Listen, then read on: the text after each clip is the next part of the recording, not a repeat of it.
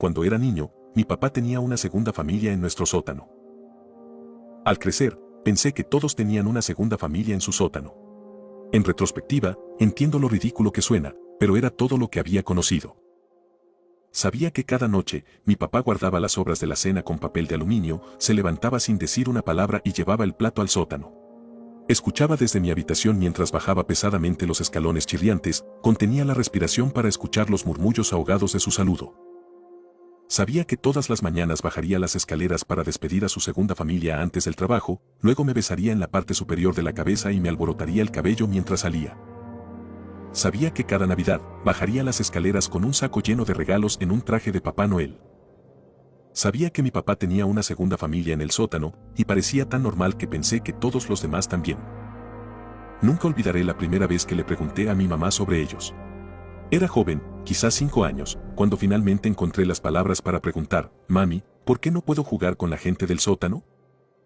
Mi mamá era la encarnación humana de la energía frenética, una máquina orgánica de movimiento perpetuo. Siempre paseando, o limpiando, o removiendo una olla. Siempre con un cigarrillo encendido entre sus dedos. Nunca olvidaré que, mientras esa pregunta flotaba en el aire, finalmente se detuvo por primera vez. Su quietud era inquietante de una manera que no puedo explicar. «No hablemos de ellos», se apresuró, persiguiendo la declaración apresurada con una larga calada de su cigarrillo. Soltó el humo por la ventana abierta antes de inclinarse para encontrarse conmigo a la altura de la cara, sus ojos inyectados en sangre a solo unos centímetros de los míos. «No necesitas jugar con los niños, pero los niños necesitan a papá». Se detuvo de nuevo, la inquietante imagen de ella en un punto muerto se grabó en mi mente de forma permanente. Finalmente, murmuró: «Papá también los necesita». Esa noche, escuché a mi mamá gritarle a mi papá en su habitación. Me sorprendió que no supieran que yo lo sabía, más sorprendido, incluso asustado, al descubrir que no querían que yo lo supiera. Sobre todo, no querían que le dijera a nadie en la escuela, a nadie en absoluto, en realidad. Después de esa noche, todo fue diferente. Mi papá solo guardaba las sobras después de la cena, solo bajaba la comida después de que me había ido a la cama. Dejó de visitarlos por las mañanas por completo. Mi mamá también comenzó a actuar de manera diferente. Siempre había notado que ella estaba distante de mi papá, siempre había notado cómo se erizaba bajo su toque, cómo se escabullía al otro lado de la habitación cada vez que él entraba. Pero empeoró después de eso. Cuando era niño, me sentía profundamente culpable. Sentí que había arruinado el matrimonio de mis padres. Pero yo era solo un niño, y tenía curiosidad. Mi madre tenía la intención de disuadirme de hacer más preguntas, pero accidentalmente reveló algo que me hizo sentir aún más curioso: la familia de abajo tenía niños, tal vez niños de mi edad con los que jugar. Necesitaba saber sobre ellos, en la forma en que los niños pequeños necesitan comprender toda la extrañeza de este mundo caótico, necesitan dar sentido a las tonterías que nos rodean a diario.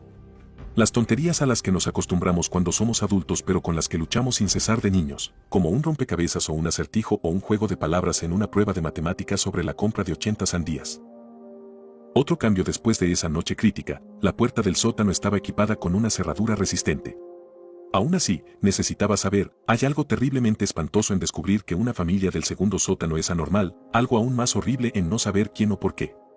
Cuando tenía 7 años, me decidí a llegar al fondo del asunto. Para evitar meterme en problemas, solo podía investigar cuando se cumplían 3 condiciones: después de clases en casa, mi papá todavía estaba en el trabajo y mi mamá no estaba cerca para atraparme. Estas circunstancias rara vez coincidían, pero la primera vez que llegué de la escuela a casa y descubrí que el auto de mi papá no estaba en el garaje y que el movimiento interminable de mi mamá la había dejado exhausta, me quité los zapatos y me arrastré hasta el sótano. Y luego, llamé. Fue un golpe silencioso, por temor a despertar a mi mamá de su siesta, pero fue un golpe, no obstante. También fue más que un simple golpe, fue una iniciación, una invitación, una confrontación del misterio más grande y más aterrador de mi vida. Salté cuando un suave golpe regresó del otro lado. Fue casi inmediato, como si la persona del otro lado me hubiera estado esperando. El pensamiento me congeló en el lugar por un momento, pero sabía que no tenía tiempo que perder. Mi boca se sintió repentinamente como papel de lija y tiza, pero me incliné hacia la puerta para susurrar: «Hola». «Hola». Era una niña pequeña, su voz dulce pero tímida. Como probar las teclas de un piano por primera vez. «Ese soy Ricky. ¿Cómo te llamas?». Una larga pausa. «Lila. El de mi hermano es Isaac, pero no habla muy bien. Pero aún es pequeño». Mami dice que comenzará a hablar cuando esté listo. ¿Hay 3 de ustedes ahí abajo? Aje respondió simplemente, como si toda la situación se sintiera tan completamente normal para ella como lo había sido para mí. Sin embargo, papá viene de visita a veces, así que supongo que hay 4. Mis ojos se abrieron cuando una ráfaga de preguntas comenzó a brotar en mi mente, pero escuché a mi madre comenzar a moverse en su habitación. Aceleré por el pasillo y entré en la sala de juegos. Ocupé mis manos con mis juguetes, pero mi mente estaba en otra parte. Los brotes de preguntas continuaron creciendo rápidamente y pronto se apoderaron de mis pensamientos como un parche rebelde de malas hierbas. Y como malas hierbas, las preguntas eran obstinadas, imposible deshacerse de ellas. Las raíces de la situación y sus implicaciones se desenredaron, se extendieron por todo mi cuerpo. El miedo se plantó firmemente en mi vientre cuando me vi obligado a enfrentar la posibilidad de que realmente no conocía a mi padre, que realmente no conocía a mi propia familia en absoluto. Si mi papá también era el papá de Lila, ¿qué significaba eso para mí? ¿Para mi familia? ¿Y por qué no se le permitió salir del sótano? Durante los 2 años siguientes, me escabullí hasta la puerta del sótano en esos raros momentos de libertad. Llegué a conocer a Lila, llegué a quererla y, finalmente, incluso a amarla, era mi mejor amiga. De niño, estaba bastante solo, mis compañeros de clase se alejaban de mí por razones que no podía entender del todo, como si algo en mí fuera inherentemente repelente para mis compañeros. Solo tenía un amigo en la escuela. Y en casa tenía a Lila. A medida que hablábamos más, una corriente interminable de preguntas de ida y vuelta abarrotadas en los momentos más breves, ambos llegamos a comprender las diferencias entre nosotros, entre nuestras vidas y nuestras circunstancias. Las diferencias que al principio se sentían tan normales se hicieron más grandes, más agudas y más aterradoras de lo que cualquiera de nosotros podía comprender. La injusticia de todo se volvió imposible de ignorar. Lila lamentó que no le permitieran ir a la escuela, que no podía salir a jugar, hacer amigos o andar en bicicleta por la calle sin salida en verano hasta que las farolas se encendían y las cigarras comenzaban a chillar. Incluso añoraba las cosas que más detestaba, la tarea, lavar los platos después de la cena, ordenar mi habitación todos los domingos por la mañana. Dijo que había vivido en ese sótano toda su vida, que probablemente incluso había nacido allí. No podía recordar nada diferente antes de ser encerrada en la habitación fría y mohosa.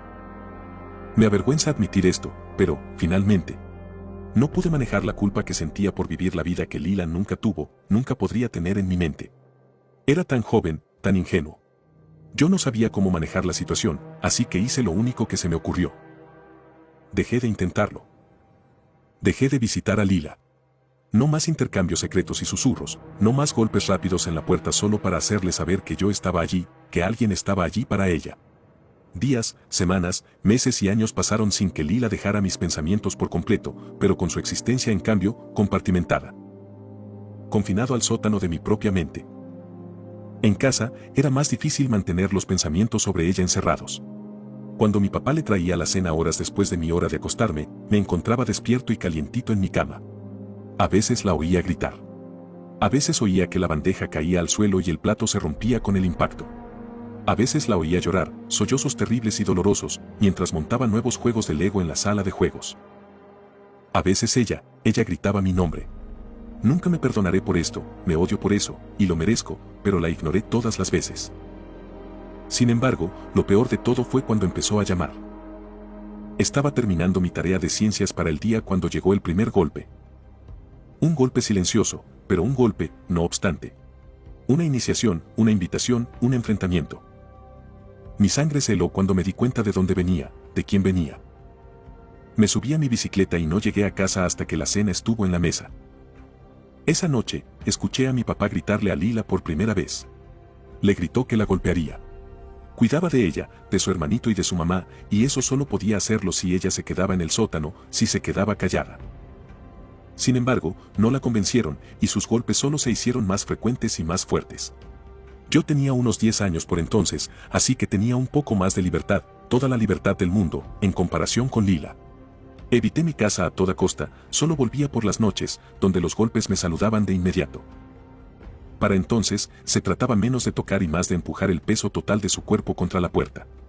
Mi madre empezó a pasar la aspiradora por la casa obsesivamente solo para tapar el ruido. Ya ni siquiera miraba a mi padre a los ojos.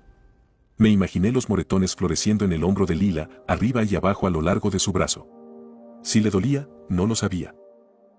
Ella no se detuvo. Dormir se convirtió en un recuerdo lejano, dejándome aturdida, irritable, confundida y, sobre todo, aterrorizada. Empecé a aparecer en la casa de mi amigo de la escuela, ahora mi único amigo, sin anunciarme solo para escapar de los golpes de Lila. Claramente, a sus padres no les caía bien, y las tensiones aumentaron entre nosotros dos, escalando hasta un punto de ebullición que terminó en una pelea. Le di un puñetazo en el estómago y volvió con las palabras que me destrozaron. Un golpe mucho más poderoso de lo que podría haber dado con sus pequeñas manos cerradas en puños. Mi mamá dice que eres un cabrón, que tu mamá es una puta. Tuve que buscar las palabras en mi diccionario cuando llegué a casa. Tuve que armarme de valor para, una vez más, hacer una pregunta difícil: mamá, ¿soy un cabrón? Tuve que ver a mi mamá perder su impulso, para detenerme de nuevo. Tuve que ver cómo se apagaba la poca luz que le quedaba. Tuve que sentarme allí mientras ella salía de la habitación, tuve que sentarme allí derramando lágrimas calientes mientras los golpes volvían a sonar, cada poderoso golpe contra la puerta destrozaba mi mente, un doloroso recordatorio de que Lila venía por mí. Pero mi mamá regresó y regresó con un viejo recorte de periódico en sus manos, desgastado en los bordes. Lo sostuvo contra su pecho cuando finalmente me dijo la verdad sobre Lila, sobre la segunda familia de papá en el sótano. Yo era joven, pero necesitaba saber. Mi mamá también lo sabía. Entre sollozos ahogados, me habló de la antigua familia de mi padre, la que él había tenido antes de conocerla. El horrible error que habían cometido, el que le dio lo mejor que había tenido en su vida pero le quitó otros 3. Sobre cómo la vieja esposa de mi papá ya estaba patinando sobre hielo delgado, sus gritos de ayuda que no fueron respondidos, como cuando se enteró de lo que estaban haciendo mi mamá y mi papá, lo poco que quedaba debajo de ella se hizo añicos.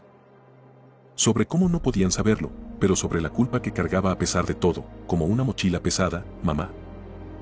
Sí, cariño. Pero nunca pude dejarlo. Que Lila estaba muerta, e Isaac también. Que su mamá les había hecho eso, y luego se lo hizo a sí misma también. Mi papá los encontró en el sótano cuando llegó a casa del trabajo. Que nunca se lo había perdonado a sí mismo, y mi madre tampoco. Que cuando reaparecieron en el sótano como si nada hubiera pasado, incluso después de que sus cuerpos fueran tomados y enterrados hace tantos años, no podían pensar en nada que hacer más que darles una vida lo más normal posible. Otra pregunta difícil, pero, ¿por qué tienen que quedarse en el sótano? Me enteré más tarde esa noche, cuando mi papá llegó a casa del trabajo y abrió la puerta. Lila salió de las sombras y me estremecí instintivamente cuando vi su rostro por primera vez, vi el agujero abierto en su rostro donde debería haber estado su ojo izquierdo. Isaac era pequeño como dijo Lila, pero la herida que supuraba en su mandíbula le habría hecho casi imposible hablar si hubiera tenido la oportunidad de crecer. Al principio me asusté, pero puse cara de valiente y tomé a Lila de la mano. Jugué con Lila e Isaac por primera vez, compartí mis juguetes con ellos, me reí con ellos. No conocí a su mamá ese día, pero lo haría, años después. Una vez que ella, Lila e Isaac supieron que había sido de ellos, luchó para sobrellevar la situación. No sale a menudo, pero la trato con amabilidad cuando lo hace. La mujer que conozco ahora no podía imaginarla haciendo lo que hizo. La segunda familia de mi papá todavía se quedó adentro, pero ya no estaban confinados a las sombras del sótano después de ese día. Se convirtieron en menos de la segunda familia de mi padre a medida que todos nos convertimos en una familia más grande que reía, jugaba y amaba juntos. Ya no vivo en esa casa. Ahora soy un adulto, con un enorme aprecio por toda la libertad y las oportunidades disponibles para mí que alguna vez di por sentadas. Sé que mi familia está lejos de ser normal, incluso horrible y horrible en muchos aspectos que ayudé a perpetuar cuando era niño, pero es todo lo que he conocido. Los amo, a todos. Todavía visito cada vez que puedo, para cumpleaños, Navidad y vacaciones de verano. Y cada vez que visito, me tomo un momento para estar agradecido por el hecho de que cuando llamo a la puerta principal, Lila me abre,